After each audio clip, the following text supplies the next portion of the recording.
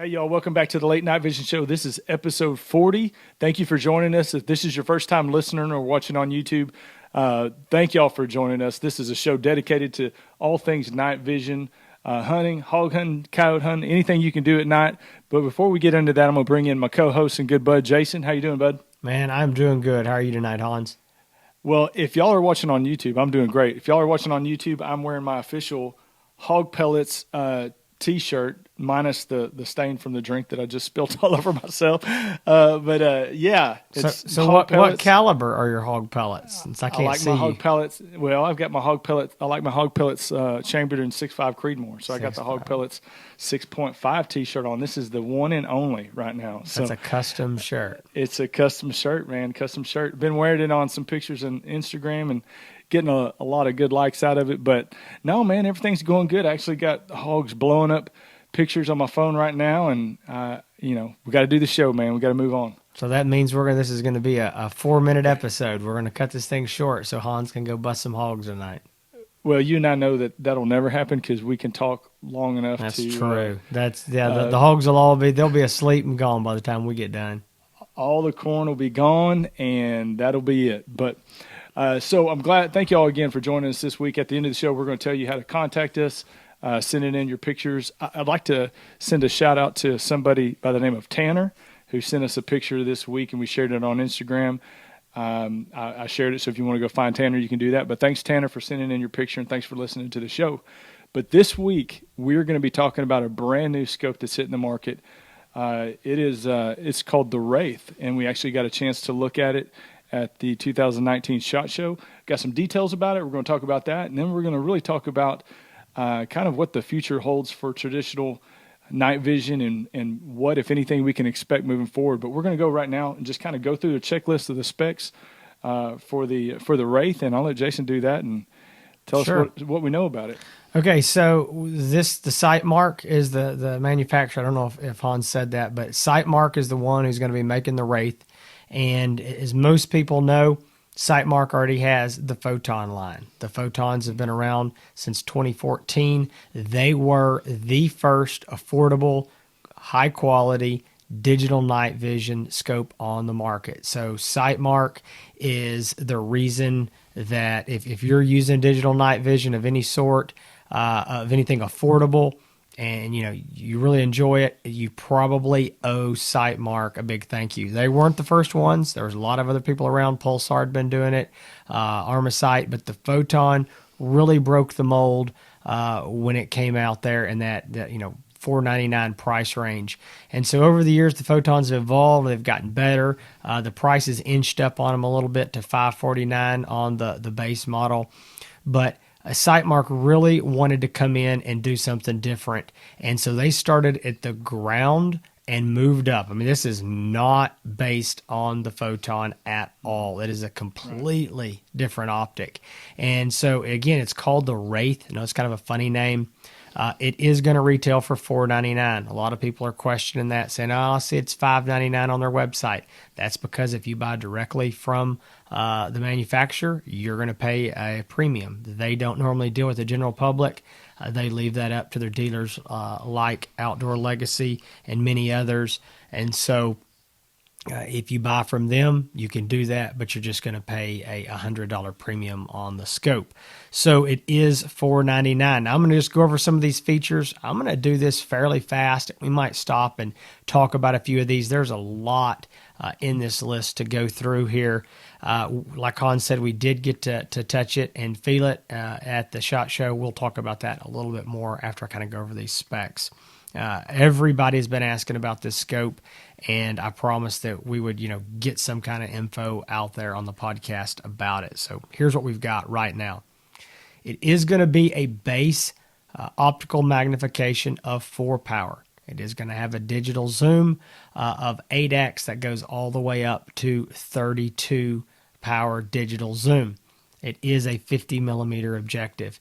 Now, I just want to say right off the bat, if you're not, familiar with the way that digital zoom works, don't get excited. The 32 power is going to probably be unusable. It's going to be something that I would just guess somewhere between This is a wild guess. Maybe 4 to 8, 10, 11, 12 power would be usable. Past that, it's going to get really grainy. So just so you know that. But 4 to 32 by 50, it is going to be full color during the daylight. And that's the real claim to fame about the Wraith. Currently, all the other Sightmark photons, the other pulsars, some of the older Armacite stuff that's not hardly around anymore, they are all black and white day and night. Now, the AT and X sites that have been around for several years, they're full color during the day and black and white at night. So this is something that is pretty obvious that Sightmark is definitely going after the X site here and trying to take on that scope with this full color daylight option.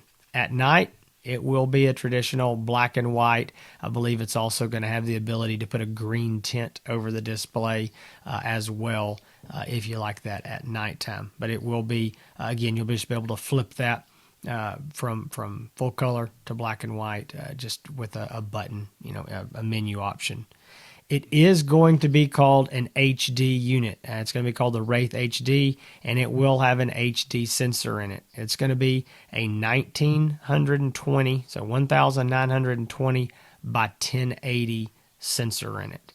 And if we compare that to the Photon RTs right now, they're 768 by 576 on the sensor. So you can see this is going to be basically more than double the resolution on the image sensor. Going on down, it's going to have internal video recording. It will record, that's not true. I shouldn't say internal. It will have video recording, but it's not going to be internal. It's going to be to a micro SD card, and it's going to record at 1080p. Compare that again to the Photon RT. Right now, it's recording at 640 by 480. So again, big difference there. It's going to have 10 different reticles with 9 color options. The display will be in FLCOS. I'm not exactly sure what the F stands for. I know the LCOS is liquid crystal over silicone. The FLCOS is the same thing that FLIR is using in the current Thermosight Pro lines. The 233, 536, 736, they're all using the FLCOS. It's going to be, the display will be 1280 by 720. Again, we're going to compare that to the Photon RT, and it is going to be, right now it's an LCD screen, which is a step down, and it's at 640 by 480. So you can just see right here, they've really moved all these resolutions up. Mm-hmm. I mean, I think they're definitely going to try to get us some, better image quality there for sure. Yeah, and definitely from what we've seen, and like you said in the past, and previously, that the big difference that everybody's talking about is the full color daylight view that you're getting, and everybody's really excited about that. And I'll tell you, since the SHOT Show, the majority of the calls that I know Jason has gotten as far as pre-orders has been that Wraith. It's been amazing. It really has been. Everybody is really interested in it, and so I'm gonna go on with a few more things, then we'll kind of to jump in here, but. It's going to, I already said the 10 reticles. It's going to take 4 AA batteries. Now, here's something that I'm always skeptical, okay? So it says it has 4.5 hours of battery life, and it's possible, but I doubt it. I mean, that just seems like, a new truck on the window there says it's going to get 30 miles to the gallon, and we all know it's going to get 12. So I just don't know. Hopefully this is true. Hard for me to believe, but it is going to take 4 AA batteries, but the good thing is it will have external USB port for external power. So any standard USB battery pack is going to be able to plug into it and run the thing for a very long time. So that's a big deal now. I appreciate that manufacturers are doing this. It's very simple for them to do. There's no reason for them not to include a USB port to allow you to charge it to run it very, easily and cheaply. The infrared illuminator is going to be removable, which is nice. That way, if you have the desire to use it during the day, you'll be able to take that off. It won't be, on the side of it. It won't be extra weight using your batteries or anything like that. They say that the IR illuminator that's coming with it is going to be an 850 nanometer. It's going to be an LED. It's going to take two CR123As, and they're claiming that the viewable distance on it is going to be around 200 yards. Again, this is one of those areas where, kind of like the battery life, I want to see it to believe it. I'm not saying that it's not possible. I think the scope is absolutely going to be capable of it. I see no reason for all this, HD sensors, displays. I think the scope's going to easily be able to see 300 plus yards, but that doesn't mean that the infrared illuminator they package with it will be that bright. It's I don't mean to be questioning them here. It's just one of those things until I see the brightness of the illuminator, I can't confirm any yardages. Everybody keeps asking that, and I'm hesitant to say. And let's compare it to the Photon RT right now. Out of the box, those Photon RTs are 200 to 250 yards. Is definitely doable. The AT&X sights, the 4Ks, it's going to be somewhere between 125 to 150 on a black night, no moon. That's just normally the way that I do it. The X-Sight has an underpowered IR illuminator, and it's a way to save a little bit of money. And so that's just the reason that I look at this unit. I'm going, it's $499. So that's a cheap, good price. And I'm just wondering if they're going to skimp on the illuminator. Again, I'm not accusing Sightmark or anybody of anything. I just want to see it to believe it. I do think that with a really good external illuminator, that getting 300 out of it is not going to be a problem. So we'll have to wait and see. I'm almost done, folks. I know I'm information overload, but we're getting towards the end. More me. Yeah. It's going to have an aluminum body, so that housing is going to be aluminum. It's going to be an IPS5 rating that is water resistant. It's going to be rated for up to and including a 308 caliber recoil. It's going to weigh 36.3 ounces. I do not know if that's with or without the illuminator. The specs don't say that. But to compare that, that's about 6 ounces more than the Photon weighs right now. So it is not going to be a lighter unit. It will be more compact. The very last thing that I want to mention is just the field of view. I always like to throw that out. I think it's super important. And I think these digital scopes have way too narrow of a field of view. That's always been one of my complaints. And this is going to hold true to that. The field of view on the Wraith, they're saying, according to their specs, is 21 foot at 100 yards. The RT 4.5 power is 22.5 foot. So essentially the same, a foot and a half narrower. And that's really narrow. I mean, but look, folks, I mean, that's just kind of the way these digital night vision scopes are. So it's not anything negative about the Wraith that doesn't hold true with other digital night vision scopes. But okay, Hans, I'm going to take a breath, and I'm going to let you jump in here. All right, get you a drink of water. So what I'm going to say is, from all these scopes that we've talked about here in the last few weeks, the Thermions, all the others, the new stuff coming out, we keep saying, well, we hadn't got a chance to use it out in the field, test it, and the same is true with the Wraith. We haven't used it out in the field. We look forward to using it and testing it, putting it through the ringer, taking it out on hunts and shooting some hogs and coyotes. But what I will tell you is, from on the floor of the convention at the SHOT Show, the first thing, I like the way the scope looks. I think it looks good. And I'm a big fan of the Sightmark Photon. Used it and I've loved it. But I think the Wraith looks better to me, just aesthetically. I agree. Looking through the scope, I thought it looked really good. And, of course, it was during the day, and you're looking at full color mode. Looked great.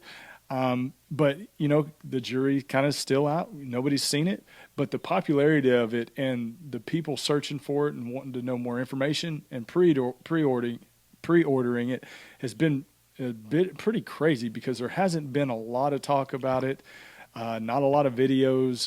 There's been some marketing videos, obviously no hunting videos because it's not out yet, but it's just one of those things that's kind of been a groundswell, and people are really wanting it and pre-ordering it and proving that they want it when it comes in. So There's still a lot to learn as far as performance. But from what I see, I really like the way the scope looks. I think it's a very attractive scope.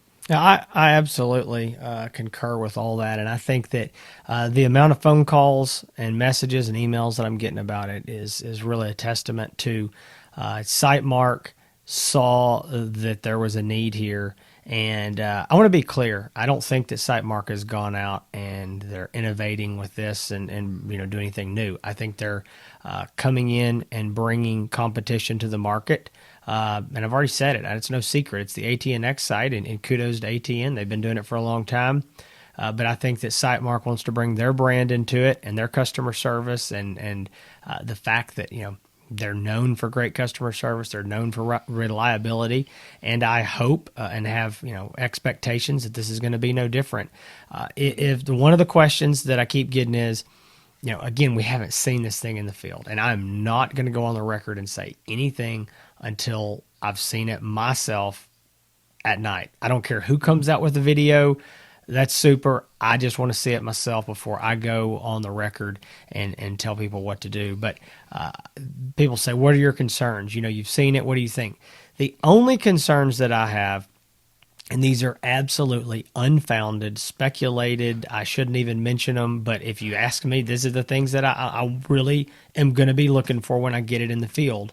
And that is, number one, I've already mentioned it, the quality of the IR illuminator. Worst case, you're going to have to buy another illuminator for it if you want to. Again, speculation. Maybe it sees 200 yards and that's all you need and you're good to go there. But assuming maybe it is underpowered, okay, you might have to buy another illuminator for it. The only other thing that I really want to see is how this unit does when you're moving it around. That is one thing that the X-Sights have fought for years, and I don't know exactly what causes it. It seems to be more prevalent in these HD sensors of it's almost a lag, or what I like to call, this is probably a terrible name for it, I like to call it smearing. It's when you move from left to right and the image, it kind of just smears the image. It's not a smooth move as you go across there.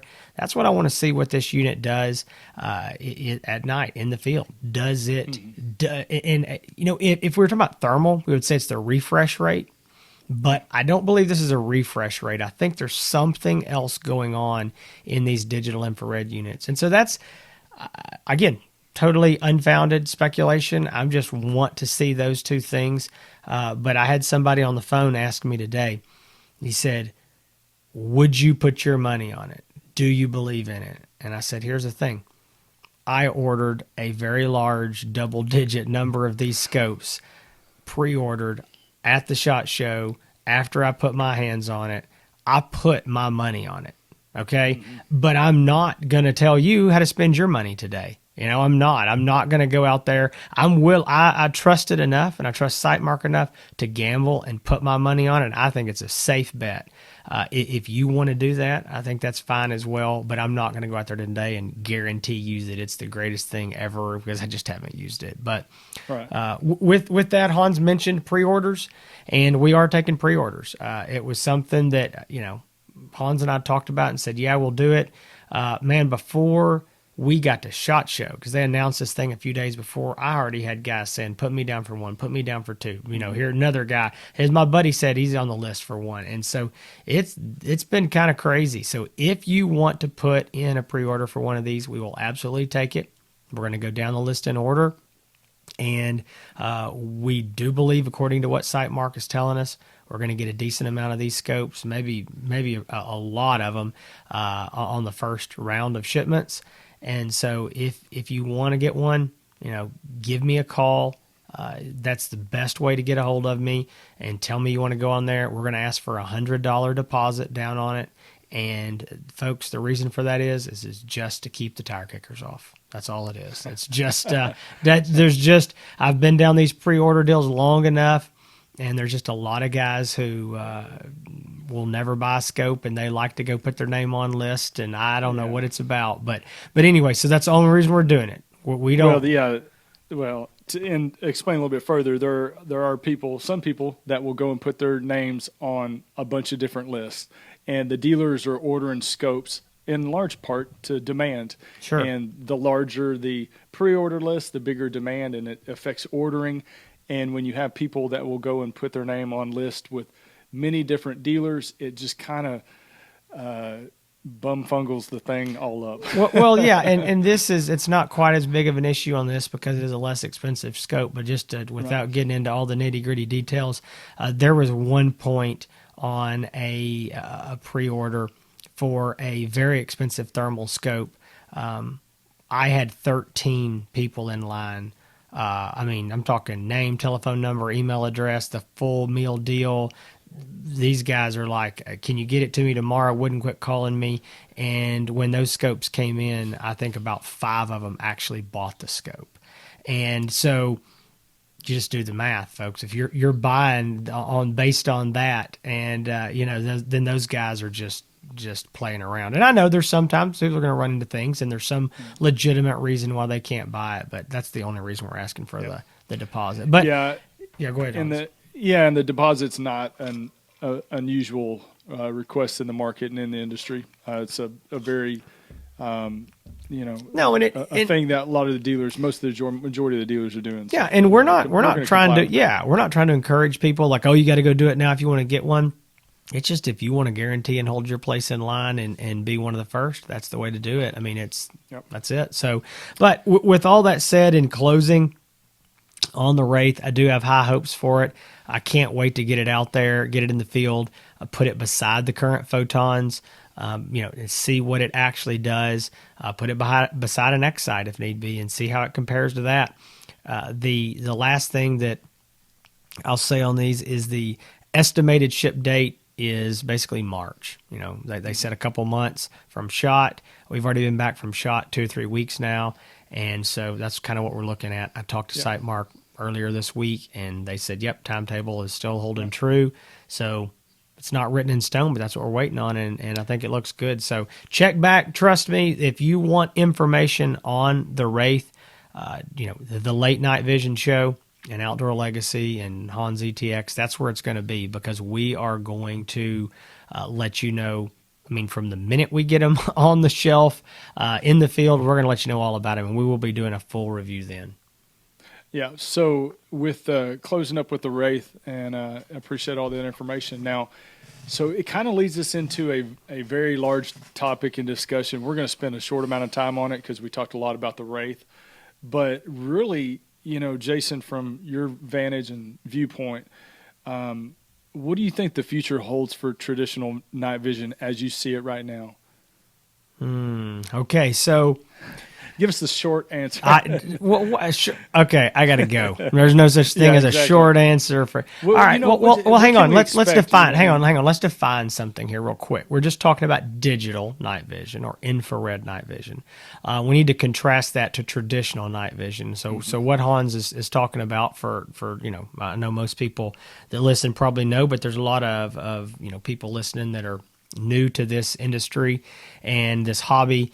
Traditional night vision would be what would be called image intensification night vision, traditionally known as generation 1, 2, and 3. It's the green tinted night vision you're used to seeing in the movies, that the military has used, that police have used for years, and that is traditional night vision. It uses a image intensifying, a light intensifying tube, and those tubes are very expensive to make. They're handmade. Every single one is different. They're hand graded. They are dying from the moment that they're made. Now that sounds a little dramatic, but they do. They have a set number. I shouldn't say a set number. They have a number of hours, basically, that they will last, that they will work, and they will slowly degrade and get darker over the years. And so, again, they last a long time, but it's just it's an old style that started all the way back. It may have started before this, but I know they were really becoming a little more common in Vietnam. They called them starlight scopes, and that's kind of where they started becoming popular. So again, You said short. I'm already talking about Vietnam. So here Vietnam, we go. yeah. I got to. Yeah. Well, I got to start catch there. us up now. I got to catch us up. I'm going to bring us up. No. So with that said, these traditional night vision, as we're going to call it, was extremely popular in the 90s. It was very expensive. The 2000s. Well, what happened was as digital night vision, and the quality, the image quality got better. The price came down. Well, and I'll get back to why there in just a second. As that, we'll talk about the photon. There's an example. I mean, it was, before the photon, quality digital night vision was $1,500. And so then the photon comes out and shakes everything up at $500. And so that just immediately killed Generation 1 night vision. All right. And then as these photons and things started getting better, it started really creeping in on Gen 2. And, the lower end Gen 2 stuff, the guys were looking at it going, I can spend $2,000 or I can spend $500. And again, things started going that direction. Then we look at what thermal did 5 years ago. And I did some research on this the other day for just in a discussion we were having. 5 years ago, the least expensive thermal scope on the market was $5,500, and that was a entry-level scope. The average price was $7,500 to $12,000, and that was 5 years ago. So things have changed. Now, we've seen thermal come way down. We have entry-level thermal at $1,900. I mean, quality thermal. We've got, the highest of the high-end thermal is, $9,000-$10,000 in the consumer market. So look what's happened with the pricing on digital and thermal. Because they are a chip-based technology, a sensor-based, it is electronics. As that has improved in each of those, those different technologies, the price has come down. Just like computers, right. TVs, computers, cell phones, you name it. The price comes down. Whereas traditional night vision does not fit into that mold. It is, right. Again, a handmade tube with very expensive materials, and we have not seen the price drop. You're not going to see the price drop. It's not possible for the price to drop on those things like it has, again, electronic-based night vision. So I still haven't answered the question of what does the future hold, but I've told you what's going on here. So it's gotten squeezed, and I want to be careful here because I don't want to offend people that own it. I'm saying nothing negative about the way that, Gen 2 or Gen 3 scopes work. They do have benefits over digital. They have some benefits over thermal, no question about it. But the future is bleak. And the nails are already in the coffin. Most of them have been hammered in. Does this mean it's going to go away and you're never going to be able to buy it? No, not that. But let's just take a look and let's say what was going on, 3 years ago even compared to today. Well, you could buy Gen 1, Gen 2, Gen 3 scopes from Pulsar, from ATN, from Armasight. And there's other companies that I could name. Well, ATN sells none anymore. All digital thermal. Pulsar, none. All digital, all thermal. Armasight was bought out by FLIR. The very first thing they did was discontinue about 100 SKUs that Armasight had, almost all of them being related to traditional night vision. They have just a handful of those items left, and they don't sell. I mean, now again, I'm talking consumer. Right. Military, law enforcement, that's a whole other kit and caboodle. Yes, I know there's some people that still run PVS 14s on helmets for night hunting along with thermal or digital. I get it. Even those are a rarity compared to what they were 2, 3, 4 years ago. Yeah. So go ahead. I've talked for 15 minutes on my short answer. the PVS 14, you see people run them on time on helmet mounts for spotting and using it, and it's what I see as the advantage from that is obviously because if you're riding in a truck, driving down a county road, or riding in a field, you can still see through glass with the traditional. That's right. Night vision, and that's where it does have its uses. Sure. But I think what we're talking about is basically the technology of it.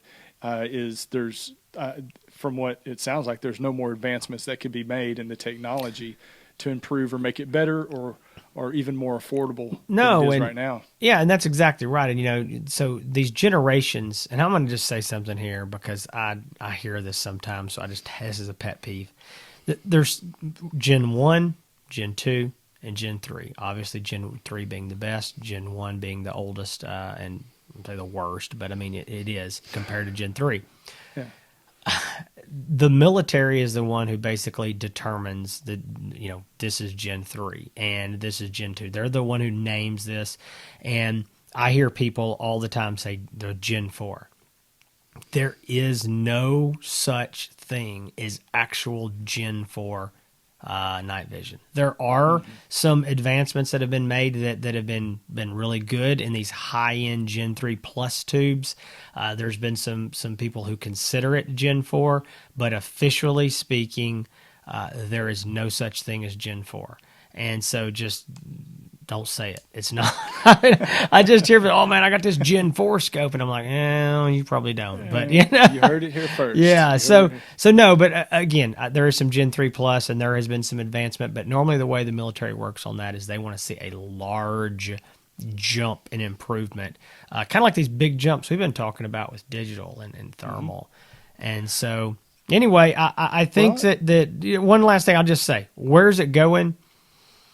I think it's going away. I mean, I think that's what I thought you were about to say. It's going away. It's going away because it's never going to be gone, but it is slowly going away. And the only thing that would change that is if the price dropped 50 to 70% tomorrow. Then it would probably kill a lot of the digital sales, but it's not going to happen.